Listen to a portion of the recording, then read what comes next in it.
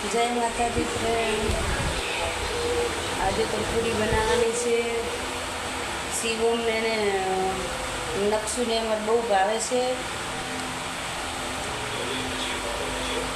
નકશુ કે ભાઈ મને પૂરી બનાવી તો મારે પૂરી ખાવી. તો જો પૂરી બનાવવાની તૈયારી થઈ રહી છે. હુમલા કરવાનું ચાલુ છે.